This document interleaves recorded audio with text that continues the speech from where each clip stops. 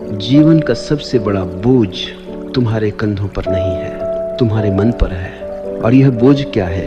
परवाह।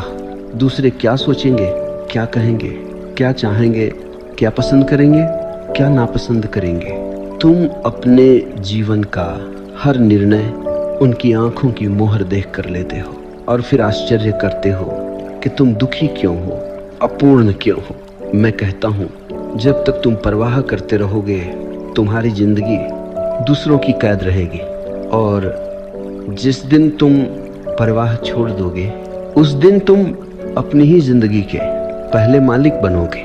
परवाह तुम्हारी स्वतंत्रता छीन लेती है, निर्भयता तुम्हें जीवन दे देती है। परवाह का अर्थ क्या है? परवाह का अर्थ है तुम दूसरों की निगाह से खुद को देखते हो। तुमने अपने भीतर अपनी आंखें खो दी हैं। परवाह का अर्थ है तुम वह करने लगते हो जो तुम्हें पसंद नहीं लेकिन दुनिया को पसंद है। परवाह का अर्थ है तुम जीने के बजाय दिखने लगते हो। परवाह एक कैद है और यह कैद इतनी महीन है कि तुम उसे कैद भी नहीं समझते। जब कोई कहता है मुझे कोई फर्क नहीं पड़ता, लोग क्या सोचते हैं? वह आधा मुक्त है। और जब कोई सच में जीता है, मैं वही करूँगा जो मेरी आत्मा चाहती है, वह पूर्ण मुक्त है। तुम परवाह क्यों करते हो? क्योंकि तुम अपने आप को नहीं जानते। तुम्हारी पहचान दूसरों की राय पर बनी है। अगर कोई कहे तुम अच्छे हो तो तुम खिल जाते हो, अगर कोई कहे तुम बेकार हो तो तुम टूट जाते हो।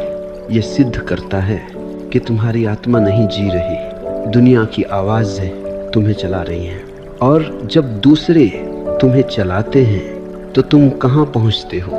वहीं जहाँ वे चाहते हैं, ना कि जहाँ तुम्हें जाना था। इसलिए जीवन टूट जाता है। परवाह छोड़ने से जीवन कैसे बदलता है? परवाह छोड़ना पलायन नहीं है, परवाह छोड़ना साहस है।